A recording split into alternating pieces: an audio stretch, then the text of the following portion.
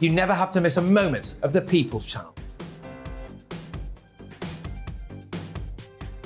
Join my show Farage, 7 p.m. till 8 p.m. Monday through Thursday, and there you will get opinion, analysis, debate, and I'll cover stories that nobody else dares to touch. You've been cancelled. Join the club. Oh my goodness me. And then for the last 15 minutes, talking pints. We're over a drink. We have a civilised conversation with someone. We very often disagree, but we do it in a grown-up way. Come and join me on Farage. Hello, I'm Simon Evans. Join me on GB News for Headliners at 11 p.m, where I'll be joined by two of the country's top comedians as we take a look at tomorrow's newspapers tonight. If it's a big story, we'll be covering it, I guarantee, but we'll also have some fun along the way. That's GB News Headliners at 11 p.m. We won't put you to sleep, unlike some of the other paper review shows out there. So join us, 11 p.m, 7 nights a week.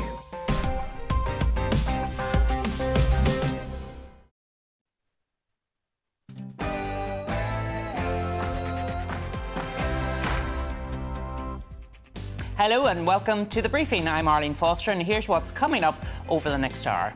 Well, what a day yesterday was. Liz Truss will leave Number 10 next Friday after resigning as Prime Minister just 44 days after she became the Prime Minister. And now the sharks are circling.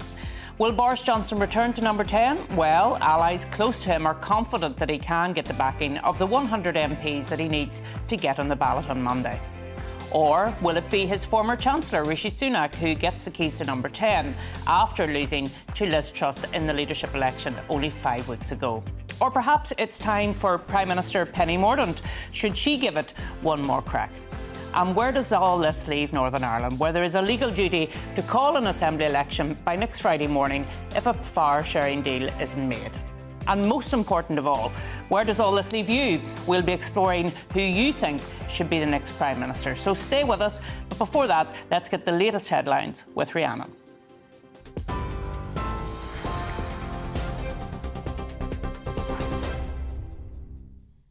Arlene, thank you. Good afternoon. It's 1 minute past 3. Your top stories from the GB newsroom. Speculation continues to grow over whether Boris Johnson will make a comeback as Prime Minister.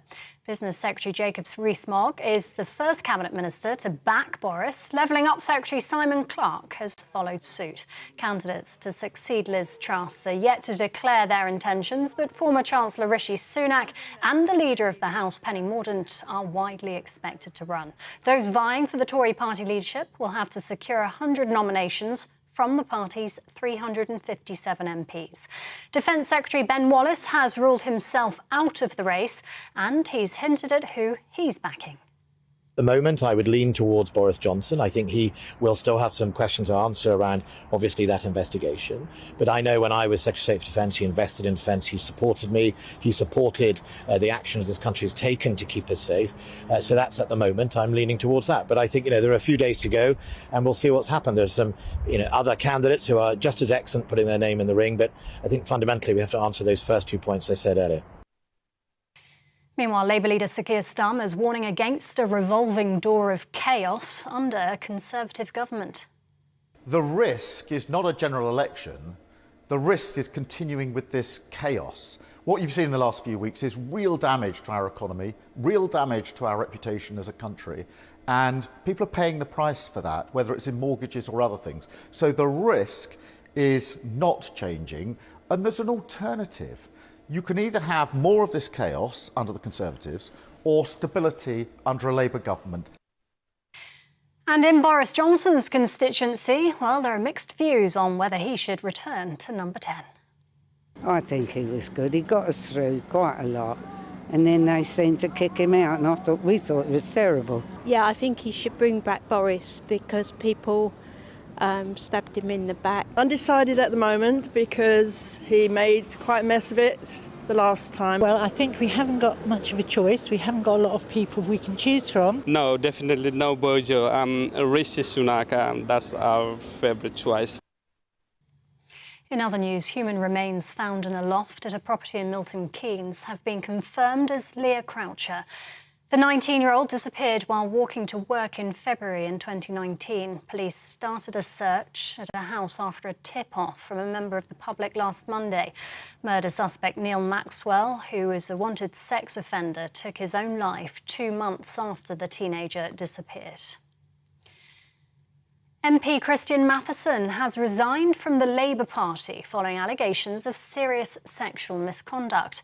It's after the party suspended his whip and asked him to stand down. An independent parliamentary panel had recommended he be suspended from the Commons after the Commissioner for Standards upheld 2 allegations against him by a former member of staff. The pound is again sliding against the US dollar as government debt continues to climb. The Chancellor's promised to do whatever's necessary to fix finances after borrowing rose to £20 billion last month. Jeremy Hunt says he wants to ensure taxpayers' money is well spent following a spike in debt interest due to inflation. A £1 million fundraiser on Remembrance Day has been cancelled because of train strikes. The Royal British Legion says its charity event won't go ahead as planned on the 3rd November due to industrial action by the RMT union. Up to 2,000 personnel, veterans and volunteers had been lined up to help sell poppies across London. Organisers say they're considering alternative arrangements to lessen the impact of the loss of funds.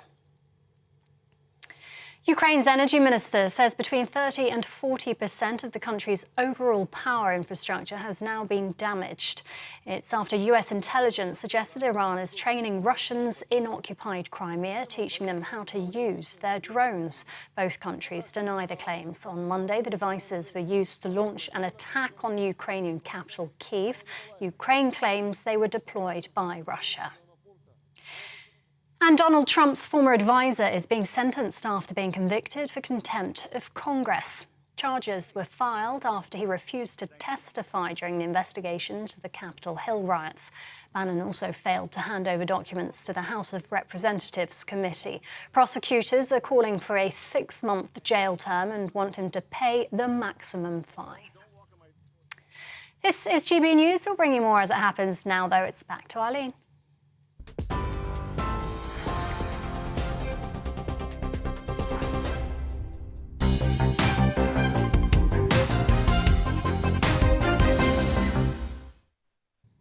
Well, welcome back to the briefing. Liz Truss has quit after just 44 days as Prime Minister, going down in history with the not-so-pride-worthy title as the shortest-serving Prime Minister in the UK.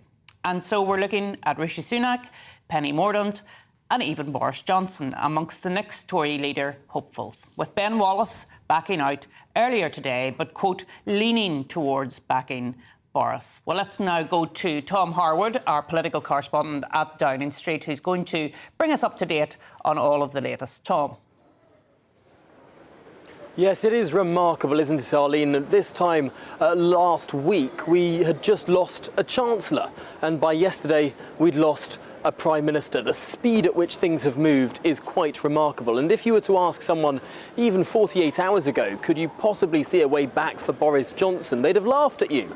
And now Boris Johnson is being seriously considered as one of these contenders who could well become Prime Minister by next week. We're looking at a really close race, actually, developing between the two standout leads at the moment by MP backers, around 60 declared backers each, Rishi Sunak and Boris Johnson, that is. I've been fortunate enough over my years to keep some old memorabilia from various campaigns. Here's a Ready for Rishi badge just from the summer. Can dust that off because no doubt there will be MPs marching around with them on Monday. And here's a little card, Back Boris from 2019. These are two people who of course have run for the leadership before and made it through very far before. But the wild card in the race, of course, is Penny Mordaunt. Now she will be counting on the idea that Boris Johnson doesn't in the end stand, and maybe the anyone but Rishi backers could fold to her. Ultimately, in this conversation, we talk about candidates. There are no declared candidates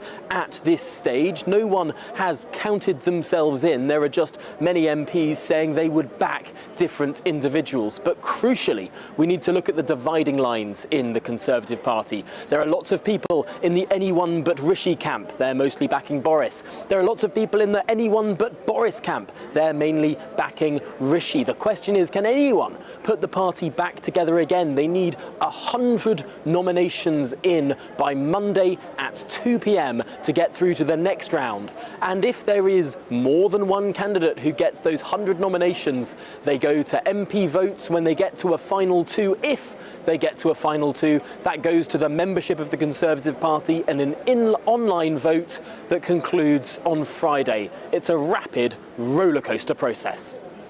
It sure is, but I think a lot of us would like to see it happen quite quickly to get some stability back, because, of course, nothing is happening in government at the moment, Tom. Everybody is looking at who's going to be the next Prime Minister. And, of course, none of us expected to see Boris back as quickly as this. I think I probably did say that he would be back. I didn't expect him to be back just as quickly as he has appeared to come back. But tell me this, Tom, there's still that Privileges Committee to come forward, and that could be very, very difficult for Boris, couldn't it? It really could, and this is the strongest argument that many of the Rishi Sunak supporters have. They say, of course, at the start of next month, we're expecting the Privileges Committee to go over all of that evidence that has already been submitted to the committee. Now, if they find that Boris Johnson knowingly misled Parliament, that could result with a suspension from the House, and that would be pretty seismic. However, the Boris backers say, well, Rishi Sunak got fined for COVID breaches as well. Aren't they really both the same? I suppose that'll be up for all of their colleagues to make their minds up. Not much time to do it. Many conversations to be had over this weekend, and a very exciting Monday for us all to follow. Tom, thank you so much. That's Tom Harwood in Downing Street reporting for us there. And of course, let's not forget about Northern Ireland in all of this. There we will need an election by Thursday if a functioning Northern Ireland executive fails to exist by then. And I'm going now to speak to Robin Walker, Conservative MP for Worcester. He's a former minister for the Northern Ireland office and someone who has declared already for Rishi Sunak. Robin, really, really good to see you this afternoon. Of course, everybody's focused on what's happening at Westminster, understandably, at this point in time. But over in Northern Ireland, there's a crisis brewing as well. And how do you think we're going to get through this?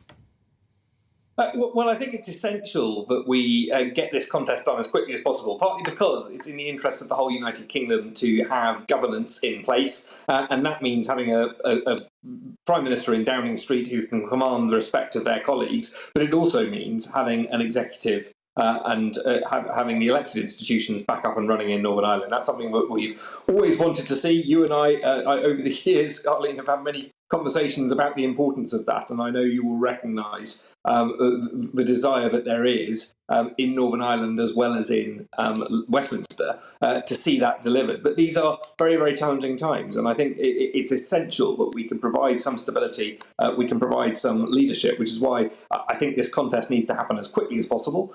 It's also why I am backing Rishi Sunak, because I believe he is the one person who can actually pull the party together, make sure that we can get back into electoral contention versus the Labour Party, and make sure that we have a credible plan for the economy. I think, unfortunately, many of the things that he said during the leadership contest have been proven to be true in perhaps an even more drastic way than any of us predicted. But focusing on dealing with the challenge of inflation has to be essential right now, and making sure that we have greater economic stability than, unfortunately, we've seen over the last month and a half.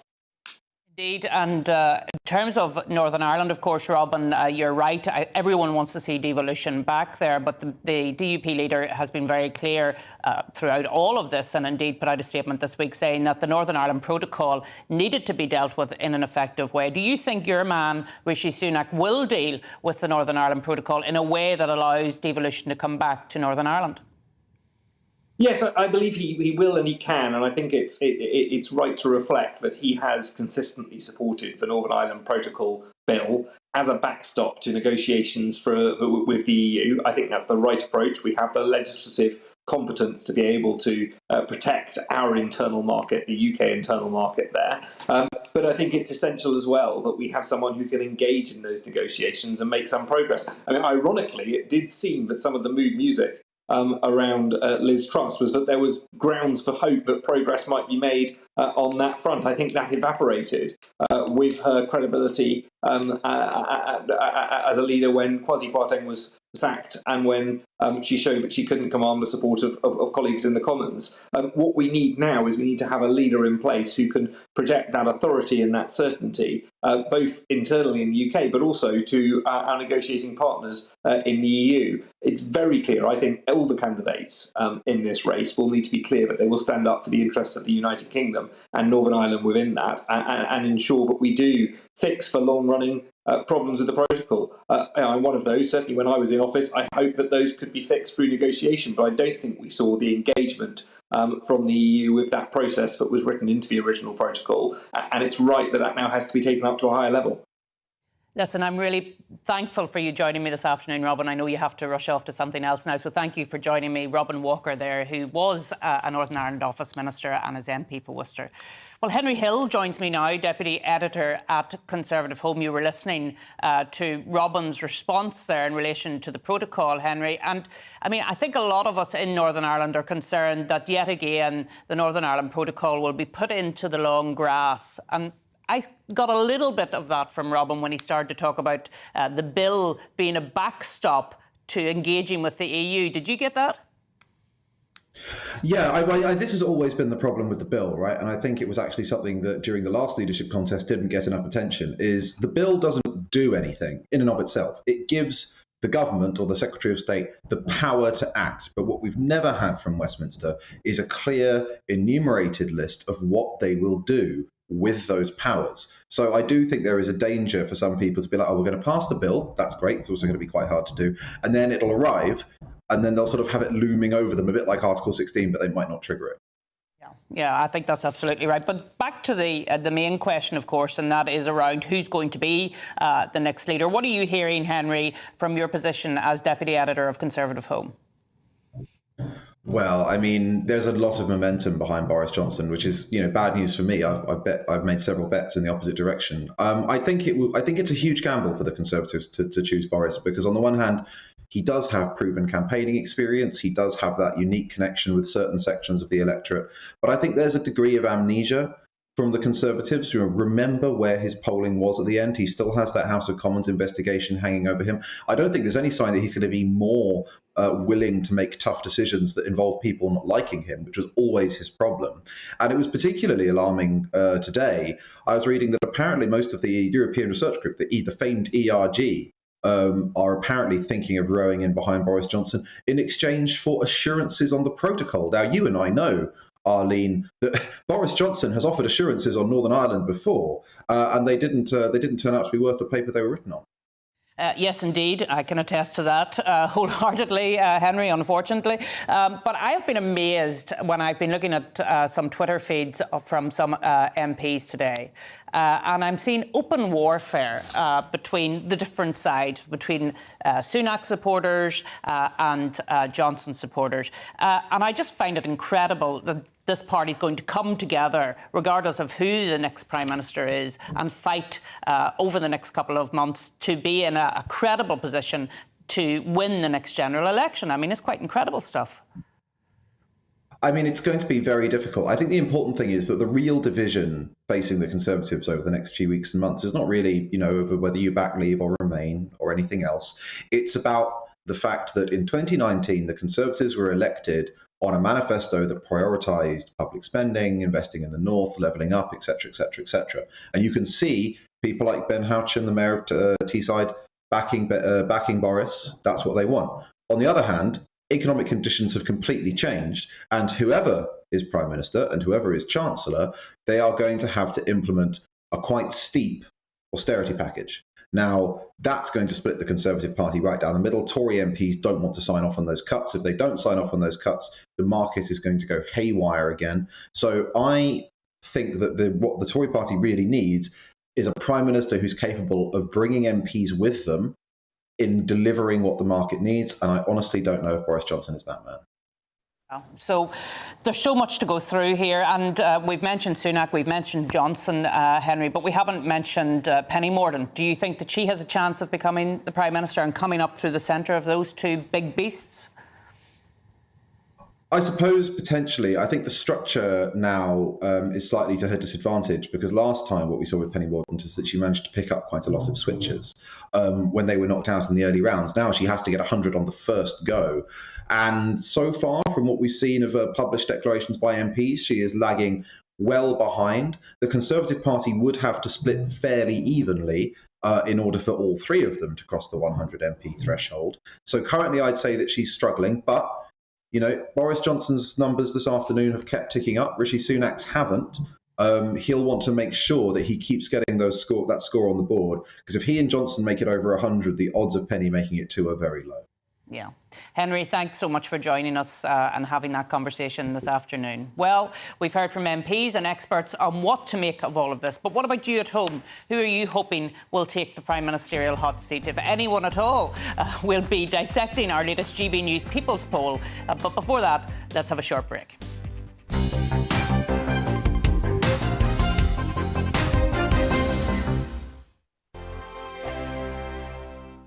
Weekday afternoons on GB News, we've got the whole of the UK covered. From 12 to 3, it's GB News Day with me, Mark Longhurst. And me, Gloria Di Piero. You'll get the very latest on everything that's been going on across our great nation. And from 3 till 6, watch out for GB News Live with me, Patrick Christys. I'm not here to mess around. With all the biggest topics and guests, you will always be up to date. GB News Day and GB News Live from 12 p.m. Only on GB News. The People's Channel, Britain's news channel. Hello there, it's Eamon Holmes here from Breakfast on GB News. We're not just on your television and your screens, you know. We're on DAB plus digital radio, so you can listen to your favourite shows on the move. If you've not yet listened to GB News Radio, it's very simple. We're on your radio player and tune-in apps, on your smart speaker, phone or tablet, or online at gbnews.uk. Take us with you wherever you go. GB News Radio. You never have to miss a moment of the People's Channel. Join my show Farage, 7 p.m. till 8 p.m. Monday through Thursday. And there you will get opinion, analysis, debate, and I'll cover stories that nobody else dares to touch. You've been cancelled. Join the club. Oh, my goodness me. And then for the last 15 minutes, talking pints. We're over a drink. We have a civilised conversation with someone.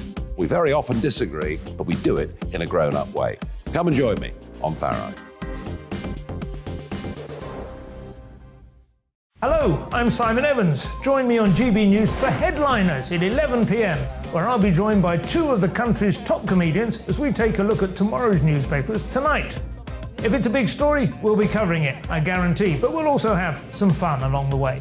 That's GB News Headliners at 11 p.m. We won't put you to sleep, unlike some of the other paper review shows out there. So join us, 11 p.m, 7 nights a week. Hi there, it's Stephen and Anne. At breakfast from 6 a.m, you'll always be caught up with everything you need to know, the latest headlines, opinions and debates. We'll bring you the good news and the bad, but most of all, we're here for you. Remember, send in your views and let us know what you would like us to talk about. That's because we're your news channel. And every morning at 6 a.m, it's breakfast on GB News. I'm Dan Wootton. Join me Monday to Thursday from 9 to 11 for the feistiest and most fun news debate on TV, where free speech reigns. I'll bring you a sharp take on the day's biggest stories, bombshell newsmaker interviews, and A-list guests. And I guarantee you, no spin, no bias, no censorship, and no reason to go to bed. That's Dan Wootton tonight, Monday to Thursdays from 9 on GB News.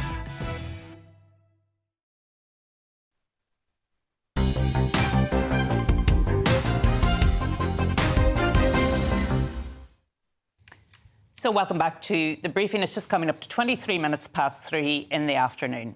Well, a GB News People's Poll has been published this morning. Let's take a look at some of the main points.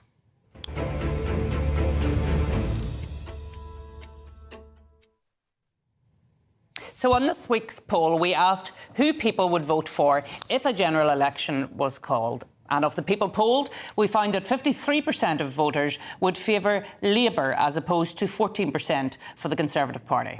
We also asked who 2019 Conservative voters would prefer as the next Prime Minister, with Boris Johnson leading the polls by 38%. Rishi Sunak comes in second at 20%. And finally, we found the word shambles is what comes to mind when people hear of the Conservative Party. Not exactly a word that you would want to hear if you were the leader of that party. Well, joining me now to make some sense of it all is academic and political commentator Matthew Goodwin. There are some stark polls in that, Matthew, I think it's fair to say. 53% would vote for the Labour Party as opposed to 14% for the Conservative Party. My goodness, what a change has happened over a short period of time. What have you got to say about that? Well, indeed, my goodness, this is the lowest share of the national vote for the Conservative Party in British polling history. We've never had a figure this low. Some of our viewers, of course, will remember the spring of 2019, the Brexit meltdown. Indeed, Arlene, I'm sure you remember it well. The Conservatives tumbled to 17% of the vote, but today we have them on 14%. This is a new low. What does it tell us? It tells us that the Conservative Party is completely adrift from many of the people who voted for it less than 3 years ago, the Brexit voters, the working class voters, the pensioners, the people who wanted to see Brexit through, but also wanted to lower migration and reassert a vision of the country that they feel is not shared by much of the political class. And to be honest, Arlene, I think Boris Johnson and Liz Truss have lost those voters. And it's very difficult at the moment to see how the Conservative Party can win them back, given the current context. And it's interesting you say that Boris and Liz has lost those voters because, of course, we're hearing of this great Boris Johnson comeback now, Matthew. I never thought we'd be talking about that, given that he only left office on the 5th of September, which is a very short time ago. But it does appear that there is a momentum building behind him. What did the polling say about that? Well, you're absolutely right to say we live in interesting times. I never thought we'd be talking about the comeback of Boris Johnson quite this early. Look, when you ask all voters, right, across the country, who do they think should replace Liz Truss, it's Rishi Sunak first, it's Boris Johnson second, but Rishi Sunak's only ahead by a couple of points. When you ask 2019 Conservatives who they want to replace Liz Truss, it's Boris Johnson first, Rishi Sunak in a distant second, Penny Mordaunt in an even more distant third. There is no doubt that Boris Johnson has a power base within the Conservative Parliamentary Party. He's on about 61 nominations as I speak at the moment, Rishi Sunak on about 71. So it looks likely they will both get the 100 nominations that are required. And the blunt truth in this is if it goes to the membership, Boris Johnson will go back to number 10 Downing Street. Yeah, and that's my view as well, as if they are the two people on the ballot to go out to the membership. But I mean, it's quite incredible that the party sought to get rid of Boris in the summertime. They had this long drawn-out leadership election campaign where Liz Truss went up against Rishi Sunak. We know the outcome of that. Rishi Sunak was rejected, not by as much as some people thought it would be the case, and Liz Truss came through. And now we have Sunak again, and the man that was deposed. I mean, you couldn't write this stuff, could you, Matthew? It's quite incredible. No, absolutely. But the reality is, as of course we know from our contacts in Parliament, there was always a large chunk of the Conservative Party that never really reconciled itself to Boris Johnson's departure. They always saw that as being a stitch-up. They felt that many of his parliamentary colleagues just wanted him out, and they were going to do anything to get that done in alliance with parts of the media and so on. And that's a narrative that's certainly been doing the rounds. And the fact that he's already well on his way to 100 nominations really shows just how widespread some of those views are within the Conservative Parliamentary Party. But, you know, as I said this morning, and as I've made clear in my views on this, if Boris Johnson comes back as leader, it is going to be difficult for the Conservative Party to get as high in that recovery as they might otherwise do with another candidate. Boris Johnson is still a very toxic politician in some parts of the country. There are people that love him, but there are a lot of people that really dislike him. And I just wonder whether the Conservatives have fully grasped that, looking at the numbers that I've been looking at. Yes, he's popular among 2019 Conservatives, but he really isn't popular once you step outside of that group. And that is the empirical reality that's facing the Conservatives today. Well, Matthew, it'll be an interesting couple of days, I think it's fair to say, and I'm sure we'll be chatting again soon. So thank you very much for coming on the show this afternoon. Well, coming up, GB News presenter Gloria Di Piero has returned to her former constituency in Ashfield to hear what locals are making of what's going on in Westminster. That's in just a few minutes, but first, here's your news headlines.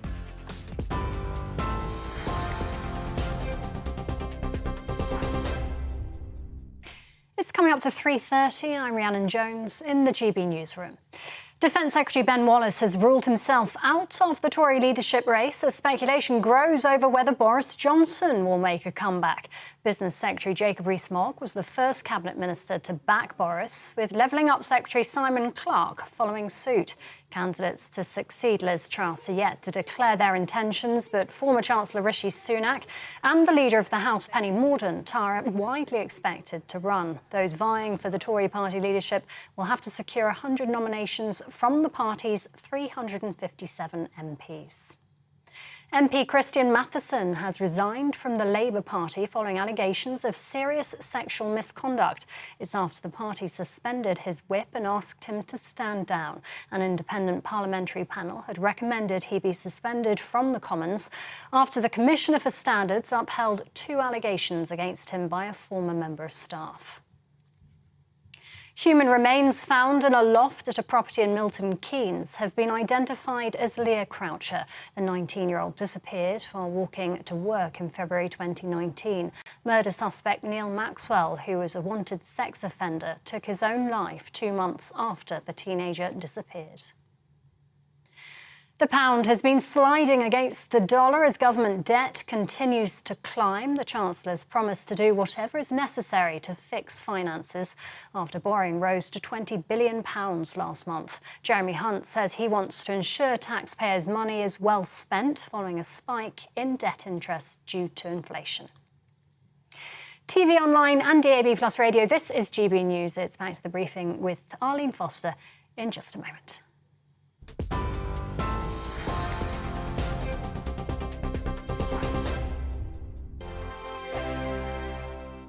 Weekday afternoons on GB News, we've got the whole of the UK covered. From 12 to 3, it's GB News Day with me, Mark Longhurst. And me, Gloria Di Piero. You'll get the very latest on everything that's been going on across our great nation. And from 3 till 6, watch out for GB News Live with me, Patrick Christie's. I'm not here to mess around with all the biggest topics and guests. You will always be up to date. GB News Day and GB News Live from 12 p.m. Only on GB News. The People's Channel, Britain's news channel. Hello there, it's Eamon Holmes here from Breakfast on GB News. We're not just on your television and your screens, you know. We're on DAB plus digital radio, so you can listen to your favourite shows on the move. If you've not yet listened to GB News Radio, it's very simple. We're on your radio player and TuneIn apps, on your smart speaker, phone or tablet, or online at gbnews.uk. Take us with you wherever you go. GB News Radio. You never have to miss a moment of the People's Channel. Join my show Farage, 7 p.m. till 8 p.m. Monday through Thursday. And there you will get opinion, analysis, debate, and I'll cover stories that nobody else dares to touch. You've been cancelled. Join the club. Oh, my goodness me. And then for the last 15 minutes, talking pints. We're over a drink. We have a civilised conversation with someone. We very often disagree, but we do it in a grown-up way. Come and join me on Farage. Hello, I'm Simon Evans. Join me on GB News for Headliners at 11 p.m, where I'll be joined by 2 of the country's top comedians as we take a look at tomorrow's newspapers tonight. If it's a big story, we'll be covering it, I guarantee, but we'll also have some fun along the way. That's GB News headliners at 11 p.m. We won't put you to sleep, unlike some of the other paper review shows out there. So join us, 11 p.m, 7 nights a week.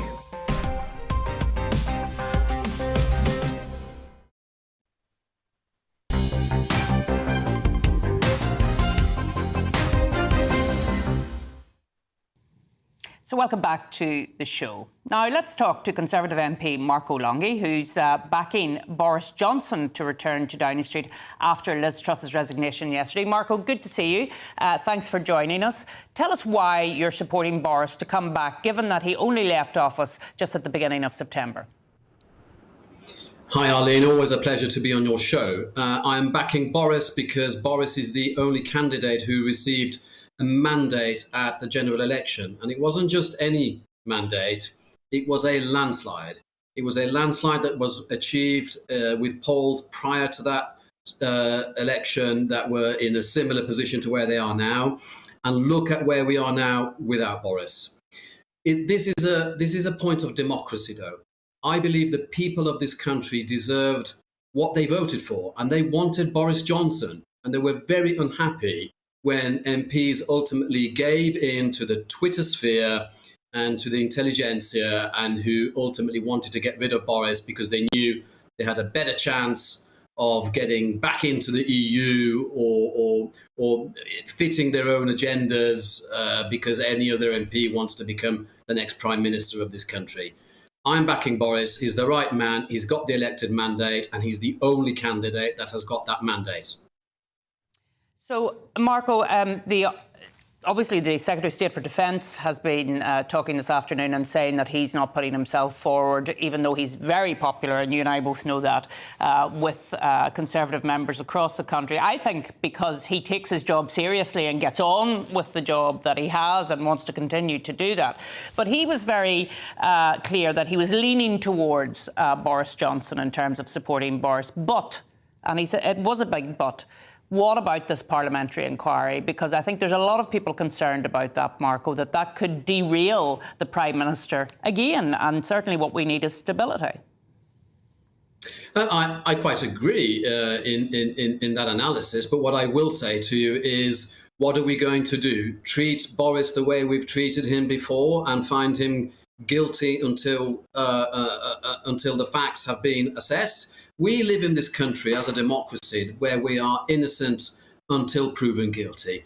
And what you are talking about there is that it needs to be proven that Boris willfully, intentionally misled Parliament. And I, for one, do not believe that at all.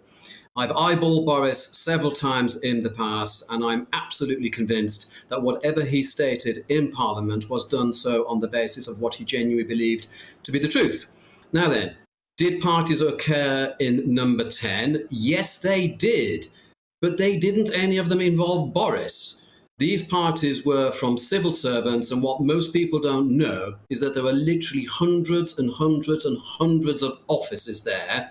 These should be managers, and they should be the chief of staff that control their own staff. It's not the job, as has been portrayed, for the Prime Minister to be out there policing every nook and cranny of, probably well over 1,000 offices to check that everybody's keeping to rules. Now, talking about the fixed penalty fine that he was subjected to, no other MP who committed far worse was ever treated in the same way. So yes, Boris was treated differently. So all I would ask is, let's be consistent with how the law is applied and treat everybody the same. I think you'll find that many, many, many MPs, and probably lots of members of the public, even unwittingly, broke these rules. And by the way, the rule he was alleged to have broken was a rule that someone came in with a piece of cake. Someone came in who probably had previously had been standing next to him saying, please sign this report.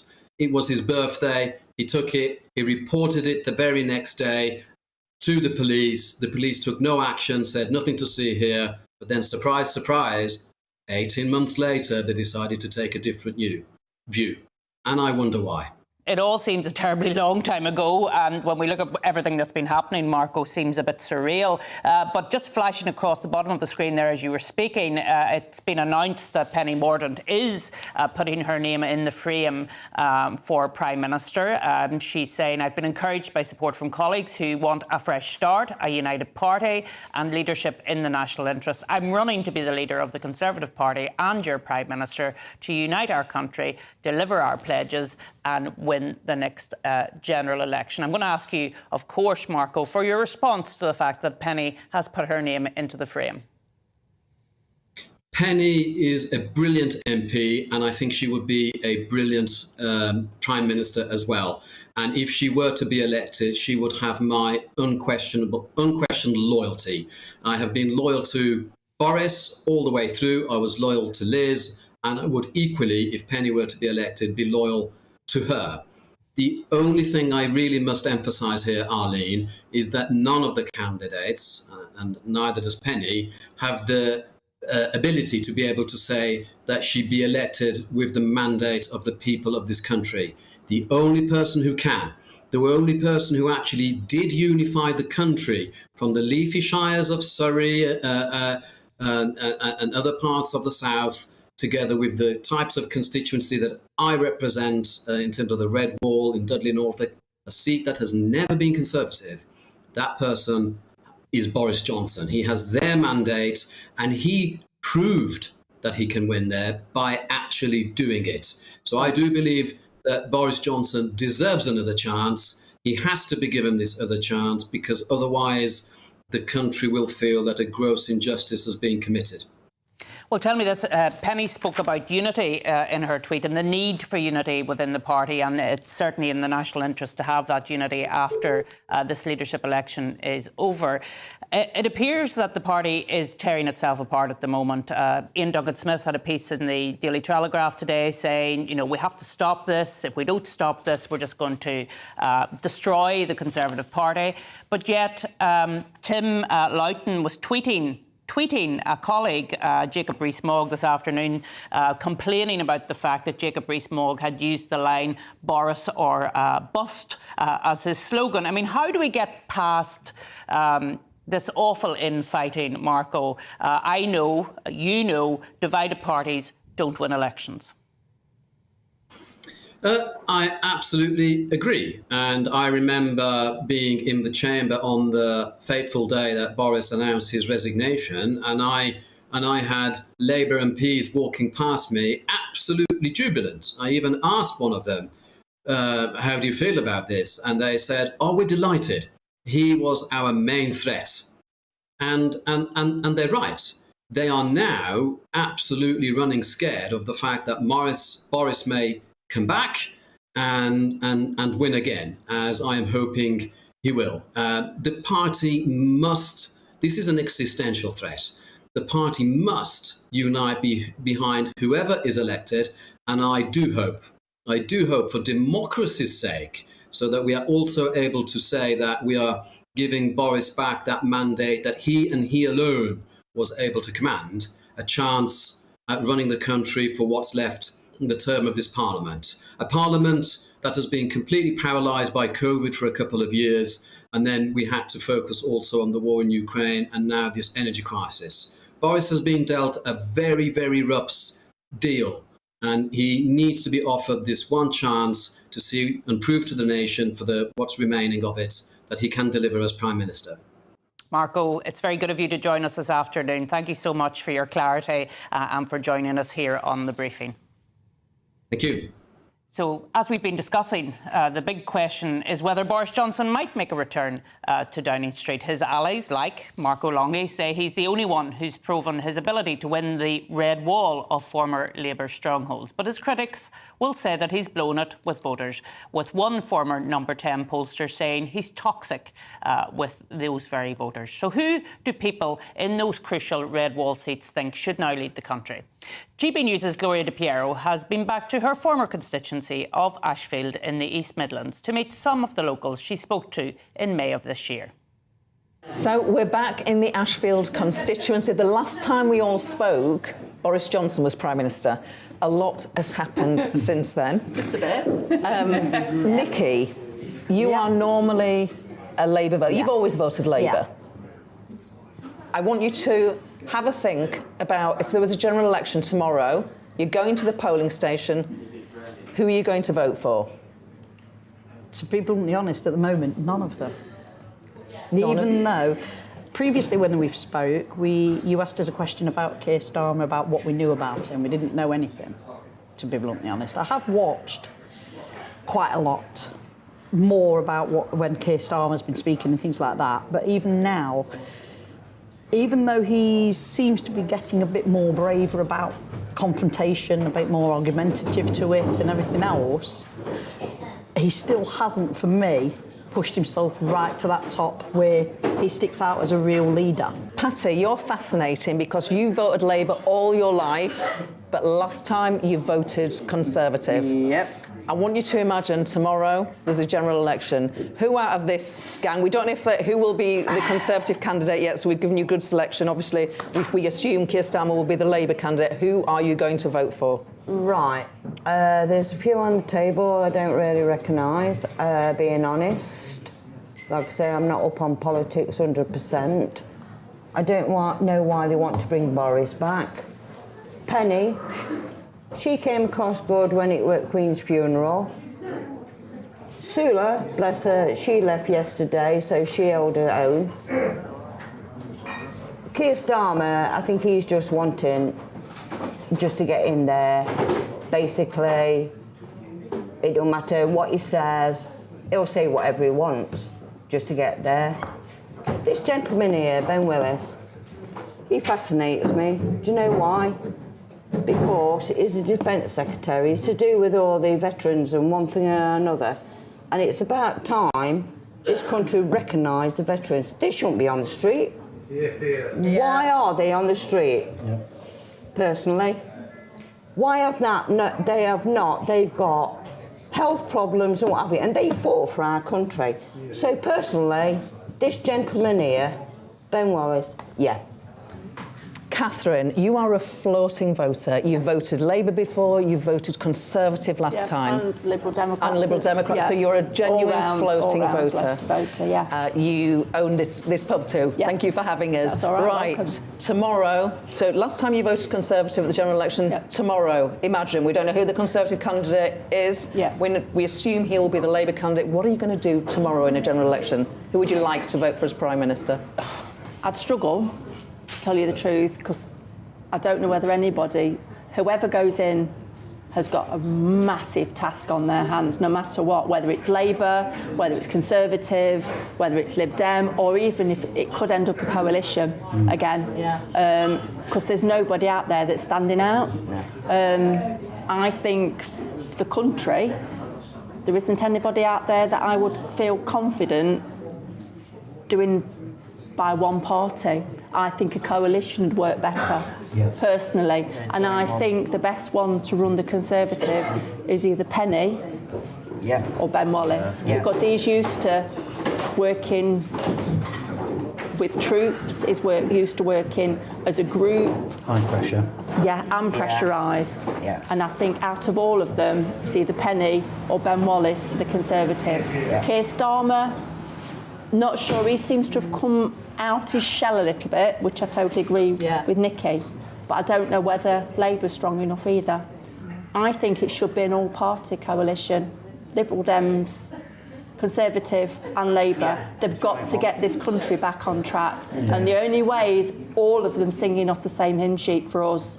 They've got to work for us at the end of the day. So, Catherine, you're not sure which party you're going to vote for. If it was tomorrow, you're just not sure. Still don't know. Right. I wouldn't. Okay. I would say I wouldn't know who to vote for. No, in the I sense of whether I would vote for Keir Starmer. I mean, the issue I've got at the moment is there's just so much infighting in Parliament at the moment. If it's not between parties, it's between members of the same party. I mean, last night was a disgrace, completely. So this will be going out on Friday. You're talking about the fracking vote when there was chaotic scenes in Parliament. We're recording on Thursday. That just struck me as a government that is completely out of control. completely not. No, there isn't. They're just too busy arguing inside themselves. Yeah, they are. John, you are a floating voter. You voted Labour in the past. That last general election, you voted Conservative. Yeah. We don't know who the Conservative candidate will be. Here's some runners and riders. Yeah. We assume Keir Starmer will be the Labour candidate. You go into the polling station tomorrow. Who would you like to vote for as Prime Minister? None of them. As they are. I agree with what Catherine said. I think a coalition would be the ideal solution for the country. But again, what Catherine said, they all need to be singing off the same hymn sheet for the people, not for themselves, arguing in and out between you did this, you did that. It needs to be one. But obviously, that probably won't happen. So it's only one. Yeah. It's a tough one.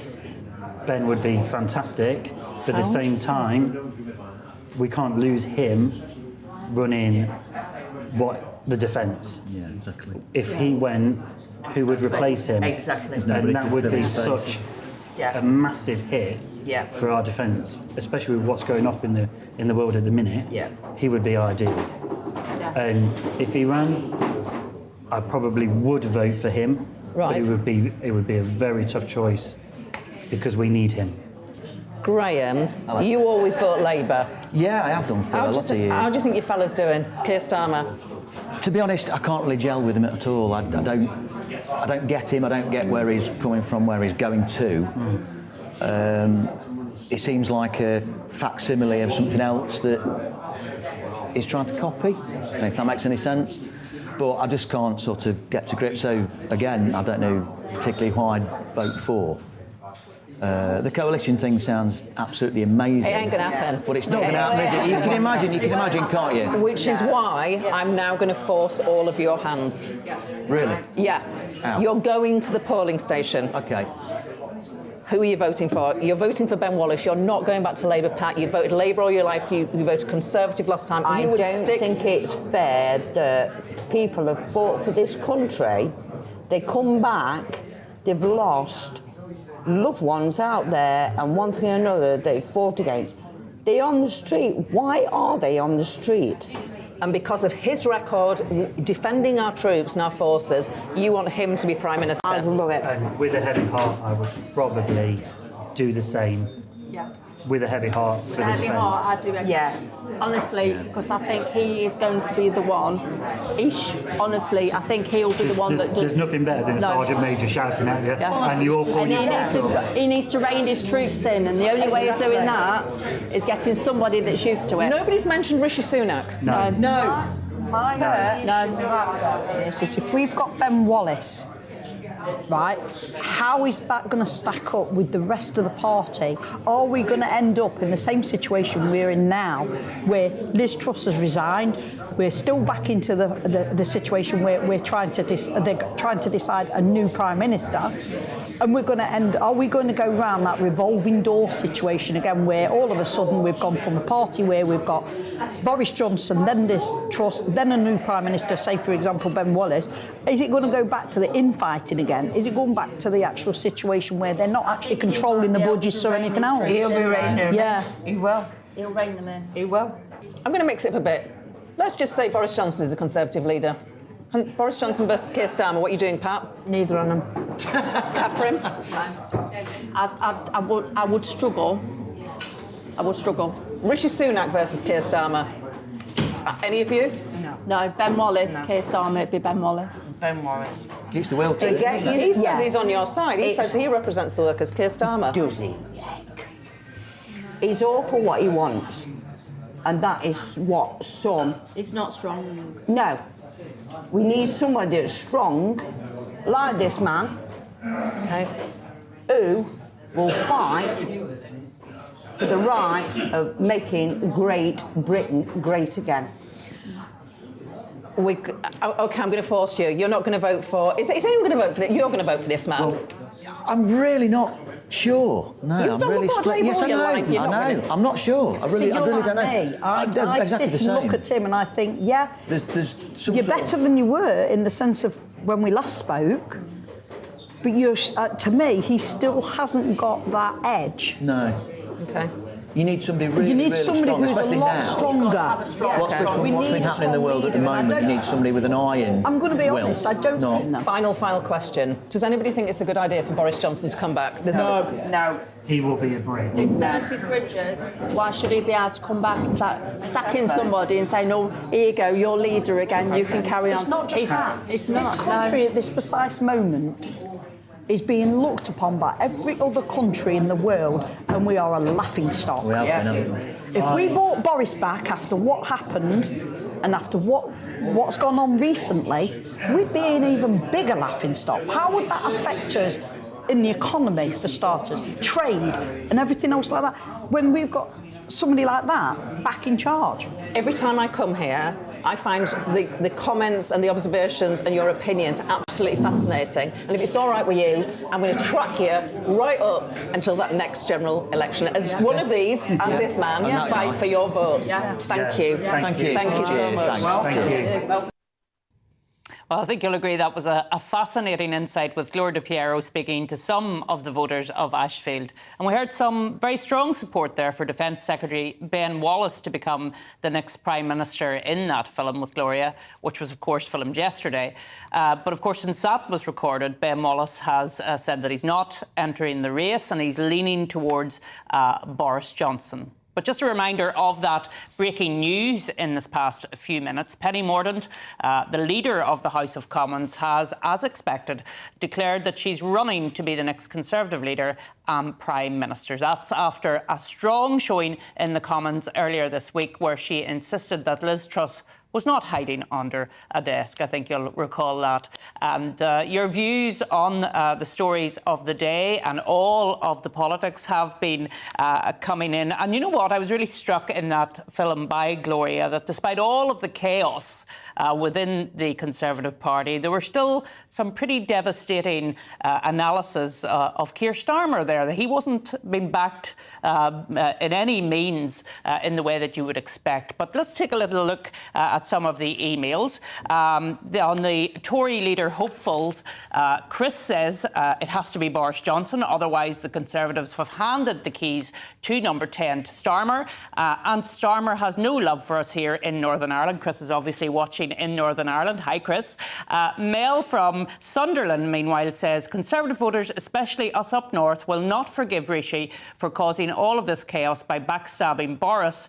Add to that millionaire Sunak, Hunt and Mordaunt all putting up taxes on businesses and working people, then you have a recipe for disaster we'll have to suffer for decades with a Labour government. Well, thank you, as always, for sending in your views. Do keep them coming through to gbviews@gbnews.uk.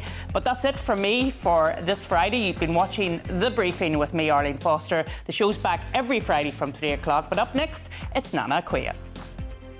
Alex Deakin here with your latest weather updates. The weekend will stay mild, but there will be plenty more showers. Having said that, much of the south will have a dry day tomorrow. Far from dry out there, though, at the moment. This big area of low pressure dominating things. Plenty of isobars on the chart. It's blustery, and there are bands of showers crossing the country. Some of them pretty lively as well. Heavy downpours crossing the Midlands, spreading into eastern England, where it's been mostly dry so far through the day. But those downpours will be quite heavy. Could make a lot of spray and surface water on the roads. More showers to come through the evening and night across northwest England, North Wales, Northern Ireland, spreading into southern Scotland. But much of the south does become dry through the early hours, and everywhere it's going to be mild, double digits almost across the board. So it won't be a cold start to Saturday, and for a good chunk of England and Wales, it'll be a fine start. It's not as windy as today, with some decent spells of sunshine. There will be outbreaks of rain across Scotland and Northern Ireland, but even here, parts of the east of Northern Ireland, central and southern Scotland should brighten up through the course of the afternoon, and some brightness across the Highlands as well. And it's going to be mild as well. Temperatures with a bit of sunshine in the south, 18, 19 degrees. Showers will return to southwest England through the afternoon, and then those showers spread north across Wales.